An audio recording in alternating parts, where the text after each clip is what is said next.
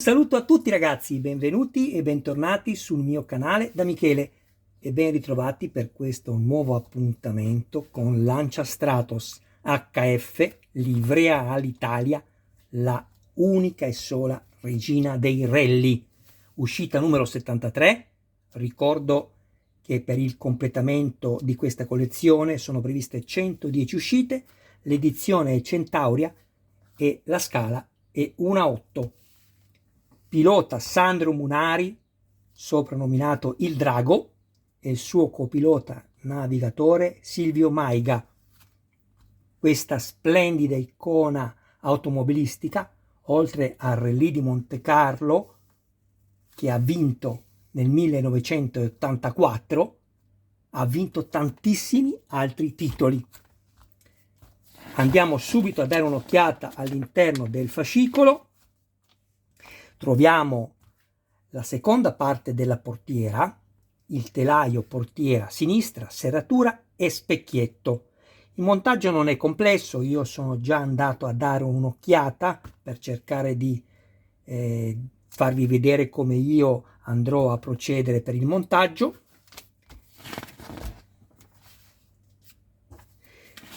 L'unica cosa, dovete stare molto attenti con il biadesivo perché non vi permette grossi margini di errore, per cui adesso io vi andrò a far vedere quello che vi consiglio come metodo di applicazione, che è differente da quello che ci fanno vedere loro, che non è che quanto loro ci dicono sia non corretto, però è più difficoltoso per chi ha meno dimestichezza nel maneggiare certi materiali, e come vi ho detto prima non vi permette molti errori, anzi credo che già se sbagliate la prima volta e tirate indietro il biadesivo vi si rovina, quindi fate attenzione. Intanto ringrazio tutti i miei iscritti, tutte le persone che mi visualizzano, grazie ragazzi, con tutto il cuore di continuare a contribuire a dar vita al canale. Alle persone che mi guardano ma non si iscrivono, sempre che ne abbiano piacere, dico loro questo: ragazzi, iscrivetevi al canale, attivate la campanella, sarete così aggiornati su ogni mio nuovo video pubblicato. Se avete voglia di dare anche un'occhiata alla playlist potrete trovare altri modelli e non solo di auto. E infine, se ci fosse qualcuno interessato al montaggio del proprio modello, mi contatti privatamente, grazie. In questo numero troviamo il telaio interno della portiera, tutto in plastica.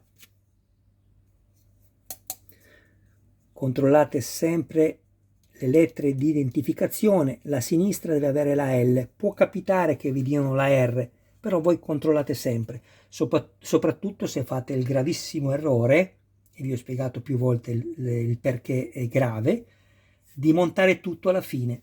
Non lo fate ragazzi. Poi abbiamo lo specchietto, che anche esso è in plastica ma verniciato, è bellissimo, bellissimo. Abbiamo il vetro, che è una plastica cromata fatta veramente bene. Questo, che è il supporto dove poi all'interno scorre il perno con la molla, e sarà questo che poi garantirà, insieme al perno, questo qui, l'aggancio della portiera. Quindi stiamo parlando di un modello che non è solo una portiera in appoggio, ma andrà proprio ad entrare con il perno dentro il foro che troveremo sicuramente nel telaio che ci verrà dato successivamente. Abbiamo una serie di viti AP da avvitare nella plastica, quindi non usiamo nessun tipo di lubrificante. Ovviamente la molla che scorre all'interno del perno ed è quella che garantisce il ritorno del perno stesso una volta compresso, e basta. Guardate, io sono andato subito nella portiera ad avvitarmi 4 viti AP per crearmi il filetto. Non serve che arriviate in fondo perché poi c'è lo spessore della plastica. Poi sono andato qui ad avvitarmi un'altra vite AP A questo punto prendo subito questo, ok? E a differenza di come ci fanno vedere loro, io non vado ad attaccarlo qua sopra, ma vado direttamente senza toccare il biadesivo sotto, altrimenti succede quello che vi ho detto prima, non avete un grosso margine di errore.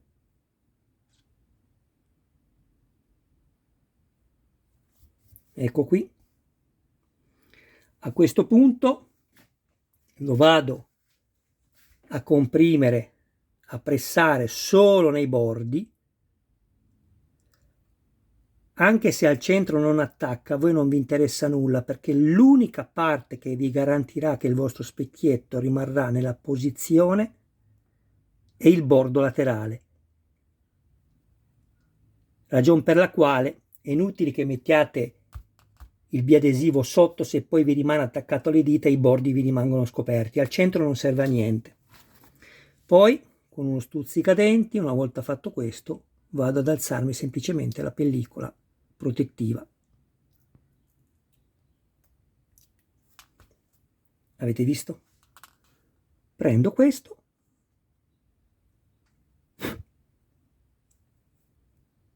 e lo appoggio delicatamente.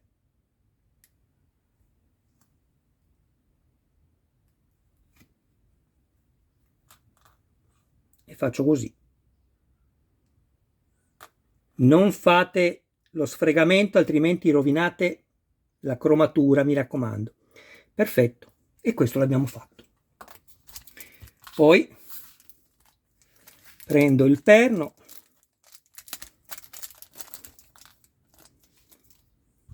questo sappiamo che deve scorrere all'interno di questo foro e fa fatica ad entrare, quindi vuol dire, guardate, che dovrete andare a levare le imperfezioni. Adesso vi faccio vedere se riesco. Il punto di giunta della fusione, eccolo qui. Mi raccomando, non dovete rovinare la rotondità del perno, dovete soltanto andare a consumare il pezzettino che è uscito fuori dalla fusione.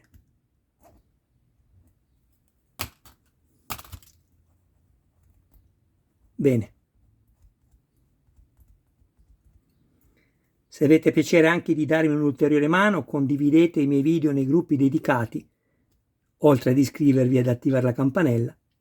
Io sarò ben contento di tutto quanto voi deciderete di fare con il cuore. Scusatemi. Proviamo adesso. Avete visto? Adesso è perfetto. La molla inserisco qui. Anzi, la posso anche mettere dopo, guardate, che faccio, forse vado meglio così.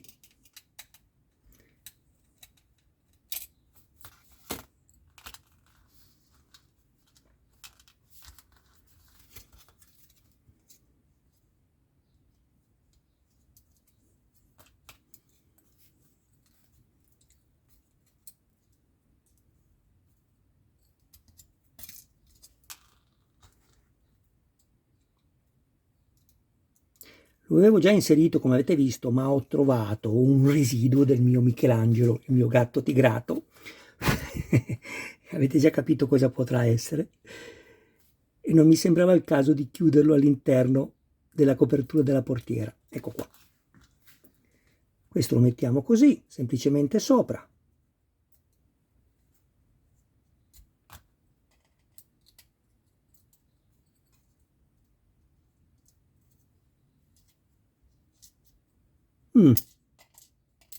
Scommetto che voi l'avete già montato. Voi sapete che io faccio sempre le prove, proprio per cercare di offrirvi un montaggio, oltre che semplice, anche più corretto. e nella prova l'ho montato subito. Va bene, dai, forse ce l'ho fatta.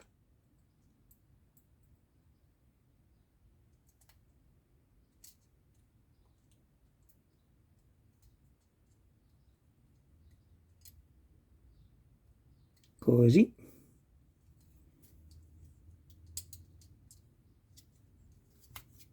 Ce la posso fare. Ce la posso fare. Ecco. Così.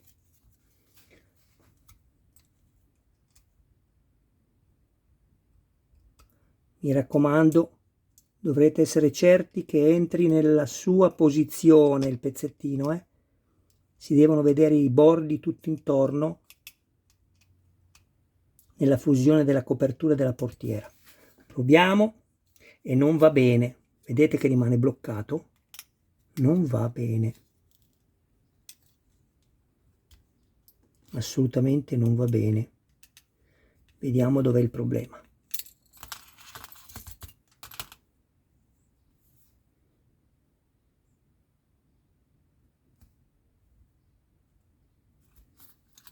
Problemi non ne ho visti, mi sembrava un po' piegato il perno, ma va bene, cambiamo metodo.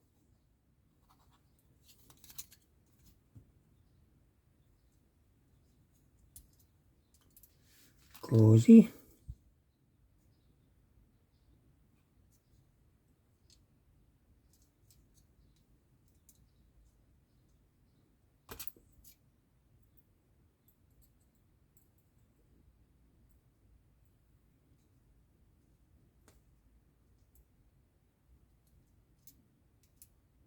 Il tempo che ci sto mettendo a mettere questo benedetto pezzo, prima avevo montato tutta la portiera, ma non è possibile.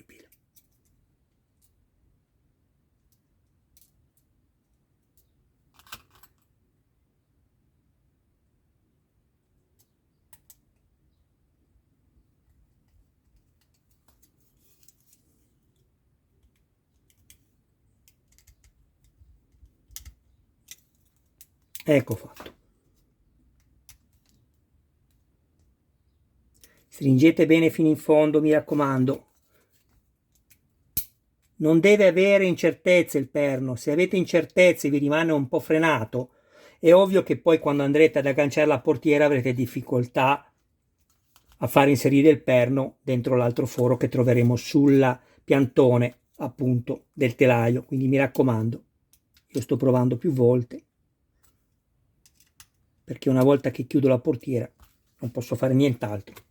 Bene, adesso guardate, vado a rimuovermi le 4 viti AP.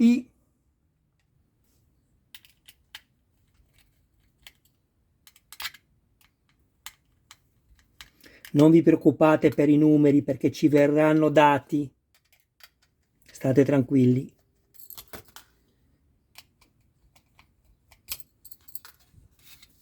E probabilmente ci sarà una matrice che ci permetterà, con dei riferimenti, di poterlo mettere perfettamente nella posizione corretta, quindi state tranquilli. Adesso guardate, bisogna inserire lo specchietto qua esterno, accertarsi che sia imbattuta perfettamente e poi con questa parte qui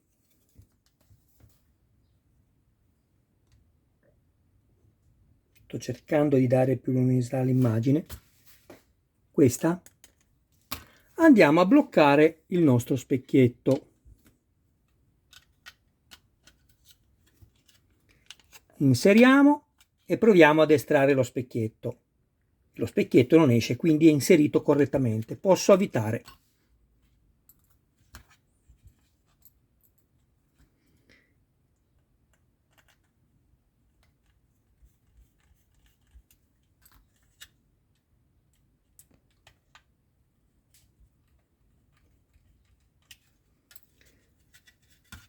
Se mi ricordo, dopo vi dico che viti ho messo per fissare il gruppo fari secondari, quelli di profondità. I 4 faretti, per capirci.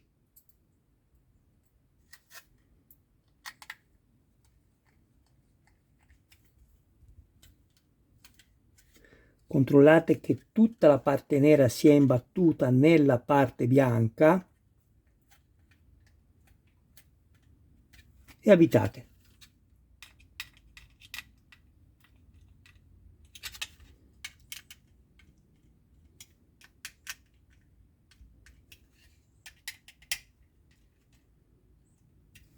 Controllo di nuovo questo, funziona perfettamente. È uno spettacolo, che magnificenza. E solo noi che abbiamo fatto il modellino ci possiamo rendere conto veramente di cosa abbiamo tra le mani. È un'opera d'arte questo modello riprodotto dalla Centauria, bisogna essere onesti. Molti si lamentano perché ricevono il pezzettino più piccolo. Sappiamo che le uscite sono 110, poco importa a me se mi danno 3 viti, non mi interessa. Perché quando poi ci daranno il telaio, chiedo scusa, tutta la scocca esterna, che probabilmente sarà quella in metallo, non ne sono certo, ma potrebbe essere, e comunque anche se fosse in ABS, certo non varrebbe 10,99 €. Quanto dovremmo dare? Molto di più. O la ruota completa, non può costare solo 10,99 €, una cosa così bella.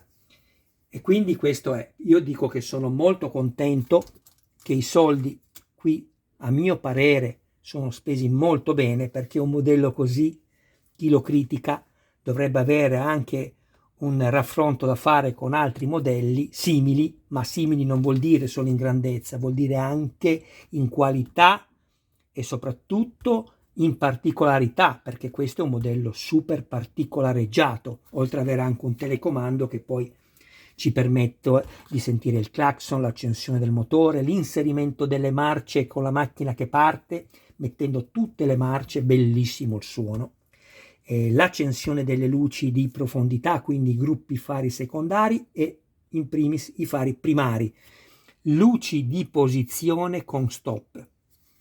Ragazzi, siamo veramente davanti a un'opera d'arte. Adesso vi dico questo. Cosa ho messo? Sto cercando le viti, se me lo ricordo. Cosa ho messo come viti? Eccole qui. Guardate. Non ci dicono ancora di farlo, mi raccomando, è una cosa che io ho voluto fare. Perché? Perché facendo i video ho voluto fissarmelo, può darsi che poi non sia questo da mettere. Comunque, per capirci, guardate,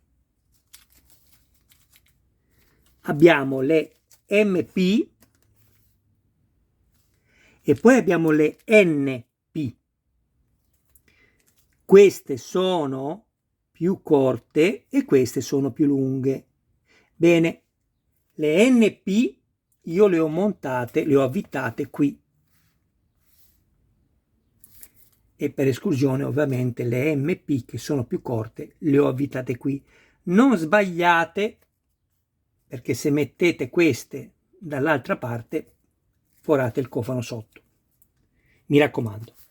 Adesso vi faccio solo vedere il musetto splendido di questa regina, che è un'opera d'arte. Aspettate, ho ingrandito troppo. Ecco qui. Magnifico. Targa storica, Torino.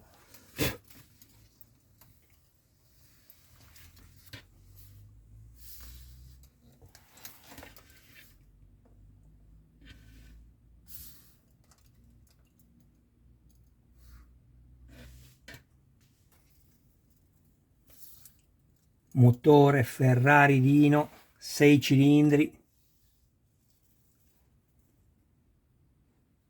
Guardate che meraviglia. Che meraviglia.